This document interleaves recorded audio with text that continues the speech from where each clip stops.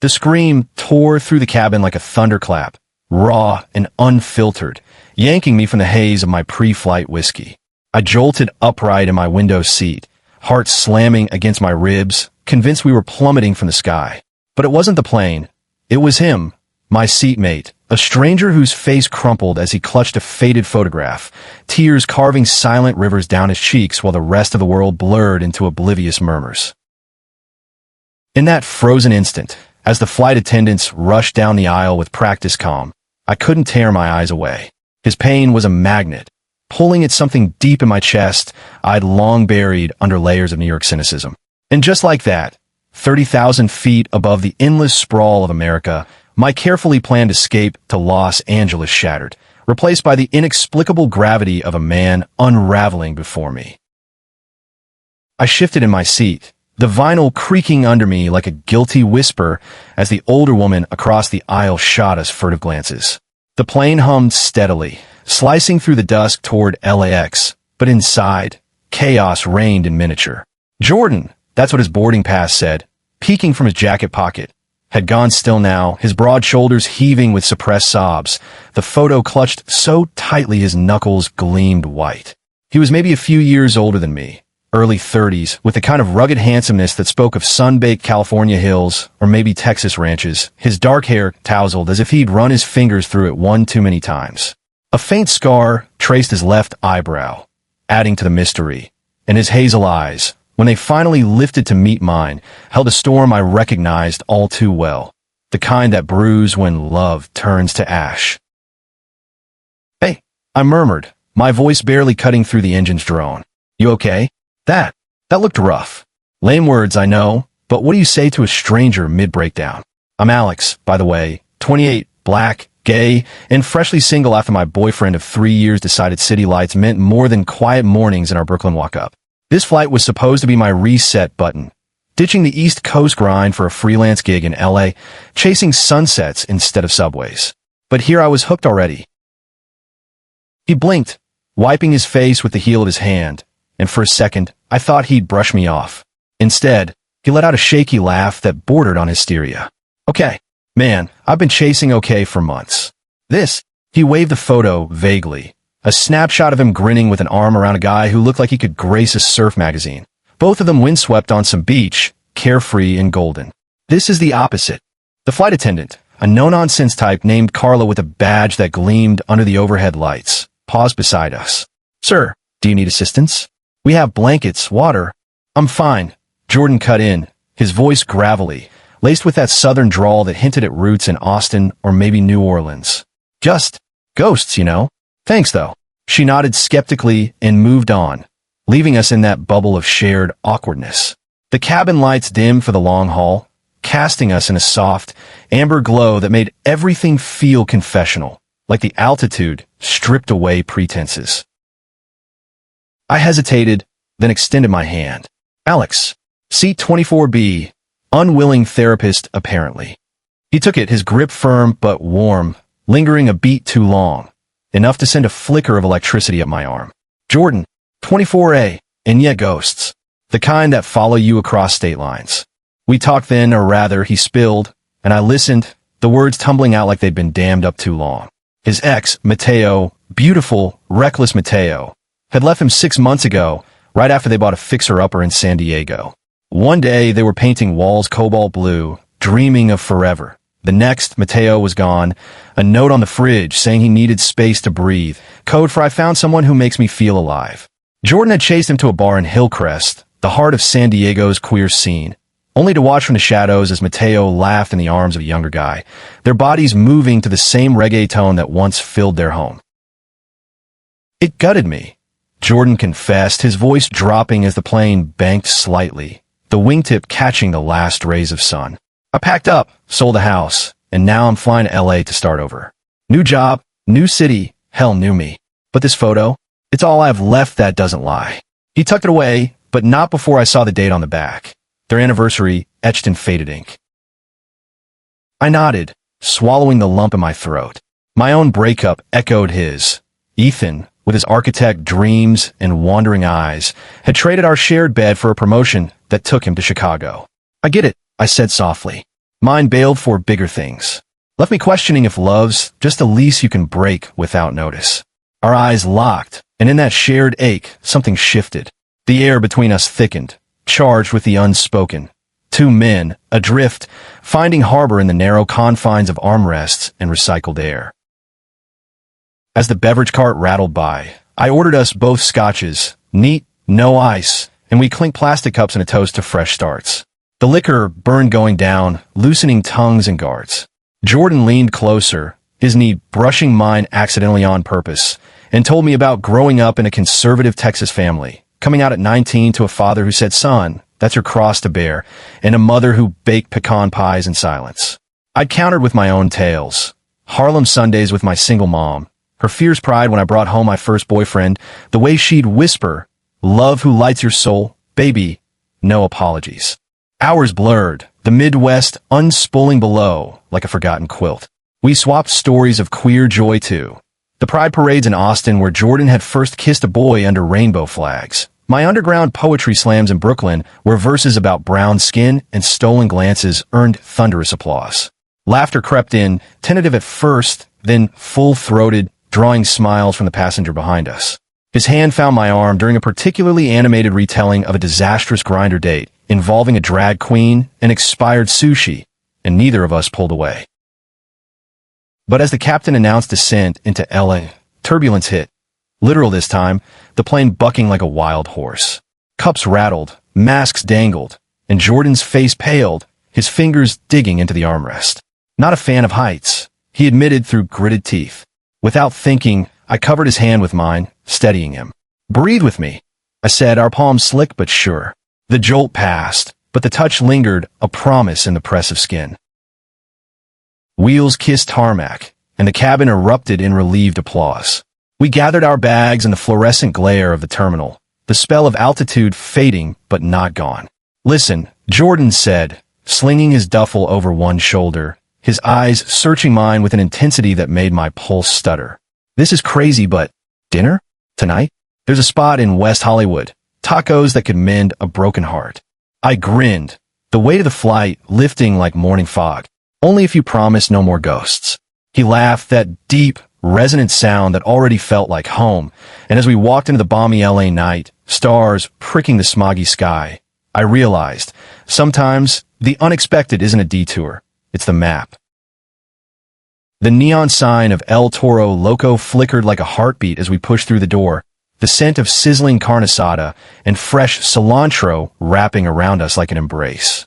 West Hollywood buzzed with its signature pulse. Drag queens strutting in sequins, couples hand in hand under string lights, the air thick with possibility. Jordan had changed into a fitted black tee that hugged his frame, accentuating the subtle strength in his arms, while I'd swapped my hoodie for a crisp button-down, feeling oddly exposed under his gaze. We claimed a corner booth, the vinyl booze scarred from years of whispered confessions, and ordered a spread. Al pastor tacos dripping with pineapple, guac so creamy it begged to be shared, and 2 Dos Equis to chase the jet lag. Conversation flowed easier on solid ground, but the undercurrent from the plane hummed beneath every word. "So, freelance writer, huh?" Jordan teased, dipping a chip into salsa, his foot nudging mine under the table. Not accidental this time. "What kind of stories do you chase? The ones that end happy, or the messy ones?" I leaned back, tracing the rim of my bottle. "Messy mostly. The kind where hearts get bruised but come out wiser. Like this one." I gestured between us, the admission hanging bold and bare. His smile softened, hazel eyes catching the candlelight, and for a moment, the restaurant faded, the clatter of plates, the mariachi strumming in the corner, leaving just us, 2 souls orbiting closer. He opened up more over the meal, layers peeling back like onion skins. Mateo hadn't just left. He'd shattered Jordan's trust, confessing to a year-long affair with a coworker, the kind of betrayal that poisons every memory. I'd wake up at night, replaying signs I missed, Jordan said, his voice low, Fort paused mid-air. The late nights at the office, the cologne that wasn't his. I blamed myself. Thought if I'd been enough, he'd stay. My chest tightened, echoes of Ethan flooding back, the unexplained trips, the phone angled away during calls. "Don't," I said firmly, reaching across to squeeze his wrist. That's the lie they sell us, that we're the fixable part. But love isn't a transaction, Jordan. It's a choice every damn day. Our fingers intertwined briefly, a spark jumping the gap, and he didn't let go until the waiter cleared our plates. We wandered after, the streets alive with laughter spilling from bars, rainbow flags fluttering like defiant banners. Santa Monica Boulevard thrummed with queer energy, a group of friends toasting outside a club, a street performer juggling fire to cheers. Jordan's hand brushed mine as we walked, tentative, then deliberate, lacing our fingers in a grip that felt like anchoring. "This okay?" he murmured, thumb stroking my knuckle. "More than," I replied, my voice catching on the truth of it. We paused at a crosswalk, the signal blinking red, and he turned to me, the city lights haloing his face. "Alex, that photo? It's not just loss. It's proof I can feel that deep. And tonight, you make me want to try again." Before I could respond, he leaned in, lips brushing mine, soft at first, testing, then deepening with the hunger of deferred dreams. The kiss tasted of lime and salt, of second chances wrapped in LA heat, and as horns blared around us, I pulled him closer, the world narrowing to the press of his body against mine. We broke apart breathless, foreheads touching, grins mirroring in the glow. "Your place or mine?" I asked, half joking, but his eyes darkened with intent. "Mine. It's at a balcony with a view that rivals this." His apartment was a short Uber away, in a mid-century building off Melrose, all exposed brick and potted succulents, a far cry from the sterile hotel I'd booked. He fumbled keys at the door, our mouths colliding again in the hallway, hands roaming with the urgency of the flight's unspoken tension. Inside, moonlight spilled through floor-to-ceiling windows, illuminating a space that screamed Jordan. Surfboards propped in corners, a bookshelf crammed with dog-eared queer lit, James Baldwin beside modern memoirs, and a guitar leaning against the wall, strings humming faintly from some earlier strum. We tumbled onto the couch, clothes shedding like old skins, his body warm and solid under my palms, scars and tattoos mapping stories I ached to learn. "You're beautiful," I whispered against his neck, tracing the line of his collarbone, and he shivered, pulling me down with a groan that vibrated through us both. That night blurred into a symphony of rediscovery, lazy explorations, laughter mingling with gasps, the kind of intimacy that heals fractures you didn't know were there. As dawn crept in, painting the room gold, we lay tangled in sheets, his head on my chest, heartbeat syncing with mine. "What now?" he asked softly, fingers drawing patterns on my skin. I kissed his temple, the weight of possibility settling like a promise. "We figure out. Together." But even as I said it, a shadow flickered. My phone buzzed on the nightstand, Ethan's name lighting the screen, a ghost from 3 time zones away. I silenced it, but the unease lingered, a whisper of storms yet to come. The next morning brought coffee strong as regret, and pancakes flipped with theatrical flair on Jordan's ancient stove. Sun streamed through the kitchen window, gilding the steam rising from our mugs, and for a stolen hour, it felt like we'd outrun the world. He wore my hoodie, sleeves dangling past his wrists, looking boyish and wrecked in the best way, while I lounged in boxers, stealing bites from his plate. "So, what's the plan, wordsmith?" he asked, syrup glistening on his lip, which I wiped away with my thumb, lingering to taste it myself. "Explore," I said, the word loaded. My freelance gig was loose, pitching articles to LA mags on queer culture, urban reinvention. But Jordan's new job loomed, a graphic designer at a startup in Silver Lake, starting Monday. "Show me your city." The real one, not the postcard version. His grin lit up, infectious, and we dressed in a flurry of half-kisses, heading out into the haze of September Sunday. LA unfolded like a fever dream. Hikes in Runyon Canyon where we paused at vistas, sweat-slicked and breathless, his hands steadying me on rocky inclines. Street art hunts in Venice Beach, fingers intertwined as we decoded murals of defiant lovers under palm shadows. At a food truck pod, we devoured fish tacos slathered in crema, laughing when sauce dripped down his chin, my napkin dabbing it away with feigned innocence. "Your trouble," he murmured, eyes smoldering over the rim of his horchata. "Good trouble," I shot back, echoing the activist fire my mom instilled. But beneath the idle, cracks showed. My phone stayed dark after Ethan's call, but Jordan's buzzed incessantly. Texts from mutual friends, a voicemail from Mateo that he deleted without listening, jaw tight. Old habits, he said when I raised an eyebrow, but his grip on my hand tightened, knuckles brushing my thigh in the truck cab.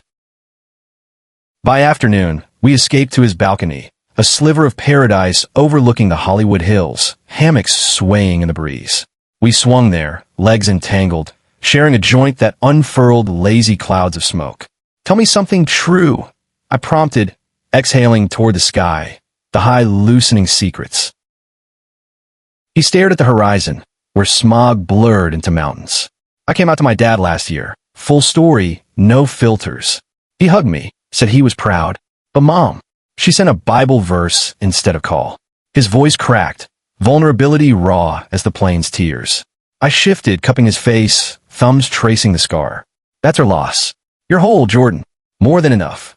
Our kiss ignited slow, deepening with the sun's descent, bodies arching in a hammock sway until we spilled inside, urgency building to a crescendo that left us spent and sated on the rug. Afterward, as he traced my back with idle fingers, he whispered, stay. Not forever, just tonight. Make this real. I wanted to God I did. But doubt crept in, my sublet back eased the life I'd half-packed. One more day, I bargained, and he nodded, sealing it with a kiss that tasted of forever. Monday dawned with the grind of reality. Jordan left at dawn for his first day, pressing a key into my palm with a grin that promised evenings of takeout and tangled limbs. Make yourself at home, he said, stealing one last kiss in the doorway. I waved him off, the apartment echoing in his absence, and dove into work, emails to editors, outlines for a piece on queer migration, westward like some modern gold rush. But solitude bred ghosts. Ethan's text finally pierced the silence. Miss you. Can we talk? Chicago's not home without you. My stomach nodded, fingers hovering over reply. Instead, I pocketed the phone and headed out, wandering Silver Lake's reservoirs, the water mirroring my turmoil. Ducks quacked indifferently, joggers blurred past, and I sat on a bench, journaling fragments. Love, as turbulence, does it steady or shatter? Jordan texted mid-afternoon. Lunch? Talk area on Sunset. Dying without you here. Heart lifting. I met him a hole-in-the-wall spot, the air redolent of charred onions and lime. He slid into the booth, tie loosened, eyes bright despite the fatigue. Boss is a dragon, but the team's solid. And you? Conquering the blank page? We bantered over burritos, his foot hooking mine under the table, but as we walked back to his car, his phone rang, Mateo's name flashing. He silenced it, but the shadow lingered, darkening his smile.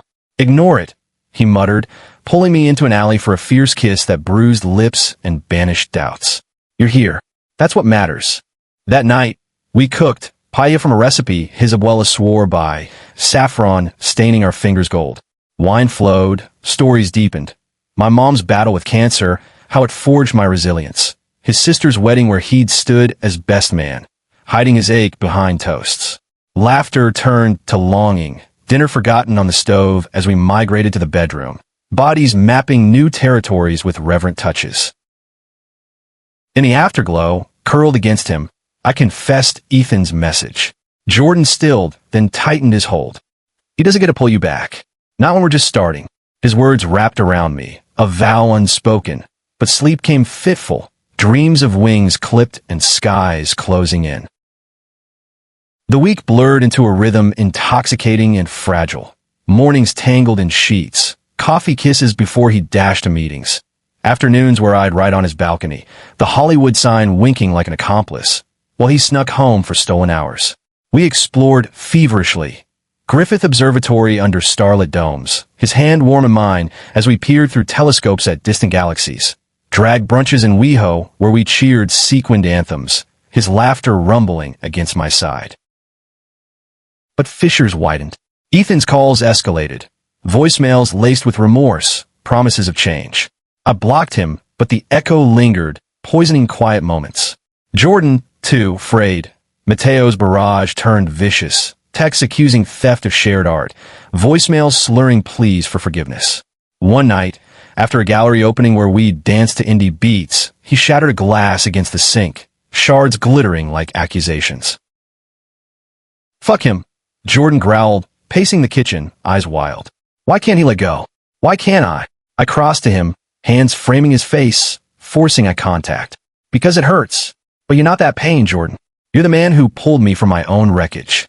He collapsed into me, sobs racking his frame, and I held him through the storm, rocking like a lullaby until exhaustion claimed us.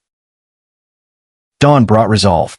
Over huevos rancheros, we plotted boundaries, blocking numbers, therapy apps downloaded in tandem. We're building something, I said, clinking forks. Brick by queer brick. His smile returned, tentative but true, and we sealed it with a kiss that tasted of spice and survival. Yet fate, that capricious director, had scripts unwritten. Saturday, a call from my mom. Baby, Ethan's in town. Showed up at the door, flowers and all. Says he needs you. My world tilted, the LA sun suddenly too bright. Jordan, sensing the shift, squeezed my hand. Go if you must, but come back to me. I flew, figuratively this time, a red-eye back east, the irony bitter as stale coffee. Harlem welcomed with autumn chill, Mom's hug fierce as ever. Ethan waited in the living room, hollow-eyed, his suit rumpled. Alex, I was wrong. Chicago's empty. Marry me, let's fix this. Words I once craved, now ash. You left because I wasn't enough, I said, voice steady. But I am, and someone sees that. I walked out, the door clicking like closure, and boarded the return flight with a heart unburdened. Touching down in LAX, Jordan waited at arrivals, sign scrawled with my turbulence in marker, grin splitting wide. We collided in the throng, his arms a harbor, kiss devouring distance. Told you, he whispered against my lips. Seconde chance. In the months that followed, we wove lives intertwined, my byline in LA out, his designs gracing queer campaigns, weekends in Big Sur, waves crashing as we vowed under redwoods. Storms came, job stresses, family silences, but we weathered them, hands clasped, eyes locked. 1 year to the day, on a sunset flight to Austin for his sister's vow renewal, Jordan pulled the photo from his wallet, not crumpled now, but framed in memory. This was loss, he said, tucking a ring box beside it. In my horizon. Tears pricked, but joy won. My yes a whisper that echoed louder than engines. High above America, we kissed, the world below a canvas of possibility. Love, it turned out, wasn't a seatmate surprise. It was choosing to stay, turbulence and all, for the view that never faded.